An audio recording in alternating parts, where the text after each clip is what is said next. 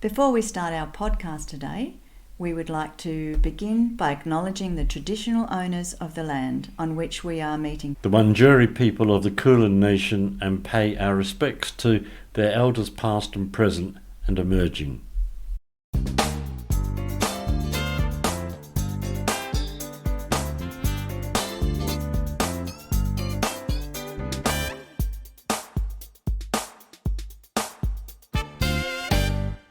So all you rescuers out there, you better rethink the way you do things, because rescuing's not always the answer. All that does is put you in the expert position around, I know how to solve this. Yeah. And I've got to be honest, and I've got a confession as I say that. I used to be a rescuer.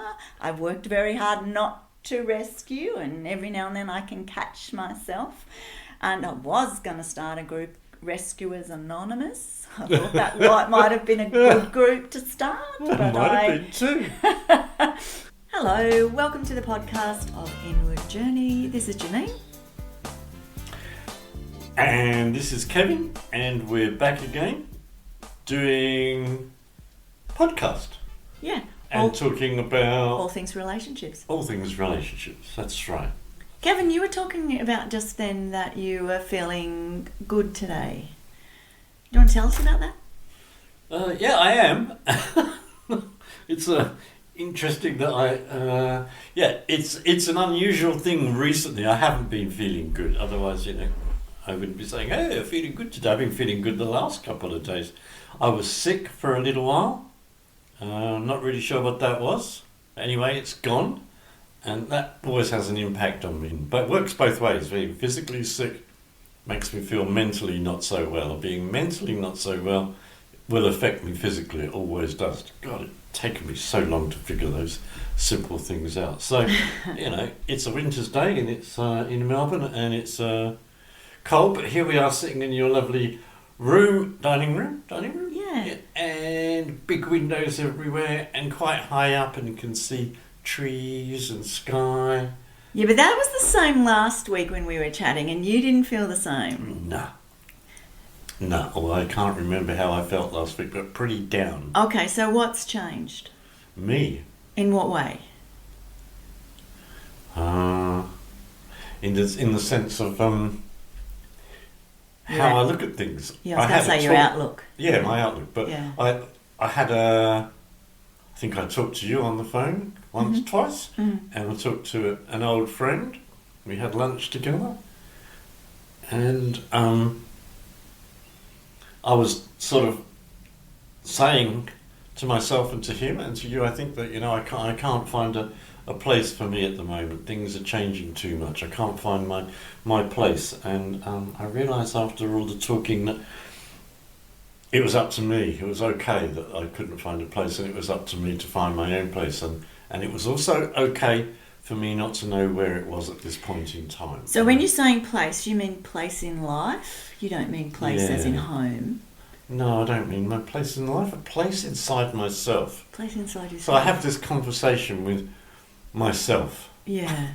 And my inner child and my inner teenager. My inner child is called Kev, which you know, and my inner teenager is called Yell, because that's what he does. Well, that's what he used to do. That's so much. He just yells. Yeah, it looks after us by yelling. We've had a lot of fun with Yell. We have had a lot of. Yell is a lot of fun. Yeah, it's like, Yell's out there again.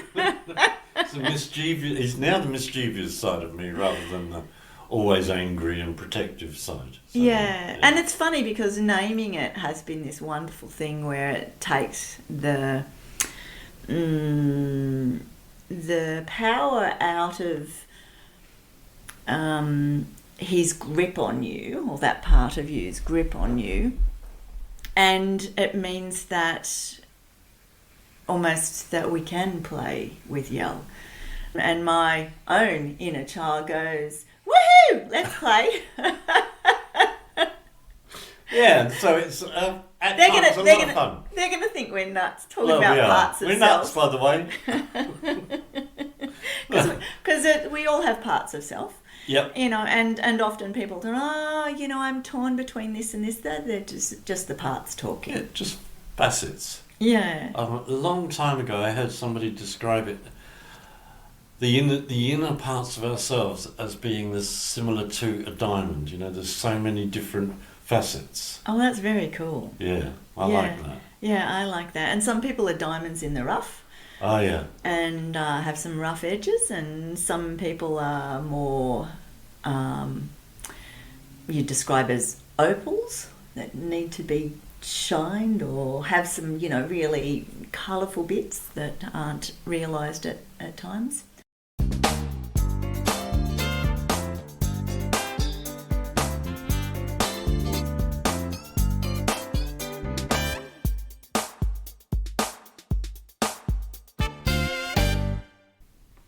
and here we are.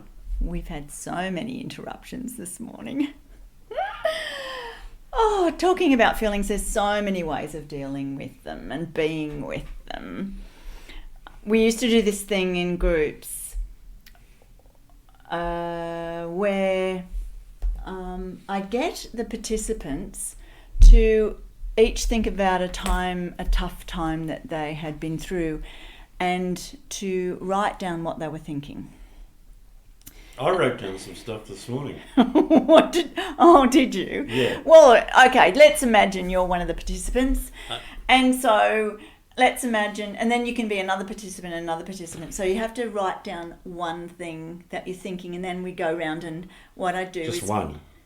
Well, just Okay. imagine if you're multiple participants. And Okay. You can say the multiple things. Well, ungrateful.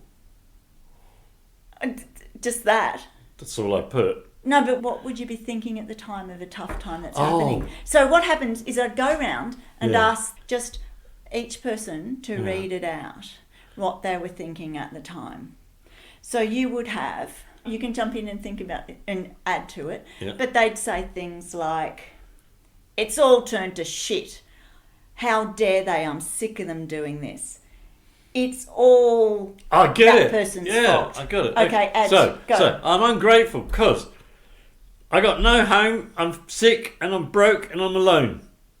Yeah. None of that's true, but it doesn't matter. That's how I felt as my feet hit the floor this morning. That's right. Yeah. So it's all about the feelings and Yeah, and yeah. and what you do with the thinking at that time, and particularly at tough times, we can all be influenced by that really critical or cruel thinking, or sometimes it can be quite irrational. Sometimes it can be certainly real, but it's the emphasis is like, everything's not working and it's all Yeah. shit. Yeah. Yeah. Yeah. So what we do is then I'd get the group to stop, and then I'd ask them, how do they feel? And they would say things like Yeah. bad, awful, flat, angry, frustrated, those sorts of things. Yep. And if we were to rate out of 10, they'd be, 10 being really good, wonderful, and 1 being awful, bad. They'd be sort of in the lower section of the thing. So, Yep. maybe a Yep. 2 or a 3 or something. Yep. And then we do the opposite. We go, okay, so now I'm going to give you some things to think about and to say. And so I'd give them a handout around some not so much positive, because if you don't believe the positive thing, like everything's wonderful or I'm, brilliant, then all you're giving yourself is bullshit. Yep. Yep. And your body's not going to believe it anyway. You're just saying something to keep somebody else happy. So they had to say something that was realistic for them, but a helpful, realistic, supportive statement like, I just have to get through this moment. I can survive because I've got one friend that cares for me, or I know I'm a good person even though things are hard at the moment.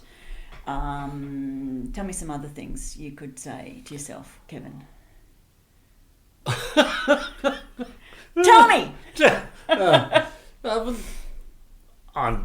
It's not happening today, but we've been sitting here recently, and it's the middle of winter here. But it's been sunny, warm days. I Yeah. can look at that, and that makes me feel better. Yeah, but what are you saying to yourself? when I do that, what am I saying to myself? I guess what I'm nearly always saying to myself is that, this will pass. It's a feeling. So if I look out there and I can see that it's beautiful, then that reflects back on me, and I know that it will change. So something, that's lovely. Okay. Yeah. And so something like, the day is beautiful, I can just breathe that in. Or something more simple. Yeah. Like, or there's food in the pantry. Beautiful. Yeah, or I'm comfortable in the chair now. I don't have to get worked up about what's not happening tomorrow, or what I would have liked different, etc., etc. Yeah.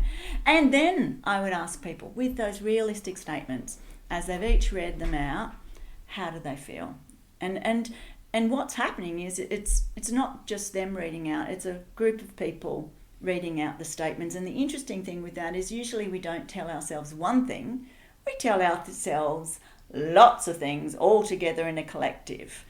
And so if you're feeling good, it's like, oh, beautiful day, oh, great coffee, oh, warm jumper, nice friend, oh, that was a fun phone call, oh, and when people read out all with the kinder things, then if we ask them out of 10, how do you rate your feeling at the moment? It changes significantly, and it's in the higher sort of numbers towards 10. Yep. And then let's just add some other things around feelings and that. I know, and we've done other things in groups, but I know that as people connect to themselves or to other people, then they feel better about themselves. I think earlier you were saying how if you might reach out, that you will reach out and you'll talk to somebody, or you'll ring a friend. And that does help, but the opposite helps too. Sometimes, not always. I won't always do, but I'll be struggling a bit, and I'll get to the point where you were just talking about, which is like, there's a whole bunch of things which I'd put on the, make +8 or whatever, and I feel quite good about that happening in my life. But instead of phoning up a friend who I think is going to listen to me, I phone up someone that I know that last time I was talking to them, they were struggling. So I phone them up and see how they're going, and okay. Yeah, and that helps me too. Why do you think that is? Doesn't always help me, but when it does, it's connecting with somebody. It's still the same thing. It's connecting with them. Yeah. It's always the connection. Yeah. Yeah. So the start of the conversation can be a little fuzzy or awkward, like, hi Jim, how you doing? Oh yeah, I'm great. Oh yeah, so I just phoned up, because we were talking the other day and you weren't doing so well, and draw them out, and then there's suddenly a connection, and it is quite sudden, and they start talking, and I start listening, and I remember a time when I rang a girlfriend, and I'd just gotten a particular piece of news that was really difficult, and I rang the girlfriend and said, I just need to tell you this, and this god-awful piece of news, and she went, oh, that's awful, and I went, I know, it's awful, and we were both going, how are you going to do it? I don't know how I'm going to do it. But it was that connection. It felt as if she was sitting in it with me, and having someone beside me really takes away the isolation in the difficulty. Absolutely. So making that connection is not about solving anything. It's not about coming up with a solution. The solution will come on its own, or later on, or whatever it has to do. Yeah. So all you rescuers out there, you better rethink the way you do things, because rescuing's not always the answer. All that does is put you in the expert position around, I know how to solve this. Yeah. And I've got to be honest, and I've got a confession as I say that. I used to be a rescuer. I've worked very hard not to rescue, and every now and then I can catch myself. And I was going to start a group Rescuers Anonymous. I thought that might have been a good group to start. Well, but it might have been too. probably still could start one, but I'm thinking that I've changed my behaviour, and I'm really pleased to say that I can care deeply, and I feel really good about that, because then it feels like a choice and not a have to, and I'm not relying on that person who's in a difficult position to make myself feel better. I just make a choice to care, and sometimes the caring's for myself. Yeah, That makes sense? it does. Yeah, and I'm talking about the drama triangle, which is what you were doing. Oh yeah, well we haven't mentioned that, but it's pretty cool. So I lived a lot of my life as a victim, and not surprisingly, addicts. I shouldn't make that generalisation, maybe. Most addicts, many that I know, do that. They live their life as a victim. So when you stop taking drugs, everything changes, and yet not everything changes. You stop taking drugs, and actually it can get worse, because you're then got this rush of feelings and the reality around you as well. There's no cushion anymore. Even though my life was pretty hard by the end, it was still like suddenly there's nothing to hide behind. So what was I going to say? So yeah, so I took a lot of the things that I did when I was using, I still carried on doing. So I still lived my life as a victim, and I didn't even know it until a couple of years in, and then I didn't stop it. Knowing something doesn't change it. So it took a long, long time. Oh, I think that victim story can be weirdly and importantly comforting. It's familiar. Yeah. It's and so familiar. And again, rescuer, victim, persecutor, they're all parts of the drama triangle. And I think we can all play those roles at times within our lives. But also... I can do it on my own. I don't need anything external. I can do it all in my head. That's right. Yeah, And it's all that thinking is, you're often placing yourself, whether you're accusatory or, poor me or... I better help someone. They're all part of the drama triangle. If there's that reactivity, then it's something in me that's sitting in one of those roles, and they're just unhelpful. They've been helpful. They've possibly been a way of survival. Yeah. But I like the opposite, which I didn't. I heard about from you. We talked a lot about being a victim and a rescuer and a persecutor. Yeah. And then one day you gave me this sheet. Oh yeah. With the... Well, there's lots of ways of thinking about it, but I talk about it as the healthy relationship triangle, which has the healthy components of instead of a persecutor, an educator. That's right. And instead of a rescuer, a carer. Yeah. And instead of a victim, vulnerable, which is... And maybe we'll talk about these things later as they come up. Yeah. But that's great. Yeah. I mean, I get lifted up just hearing that. I go, it's so different. Yeah. Yeah. So it's good. Yeah. Yeah. I think we can leave it there. What I would say, just to finish, I haven't stopped it yet. is it's the listening to ourselves and recognising that things are not going good. That's where we can catch it and then do something different. That's when I can notice and value what's happening in me, and so I can make a choice to change it. I think that's giving ourselves choices by listening. Important. Yeah. Yeah, it's good. Thanks. All right. I think we're done then. Yeah, cool. We're done.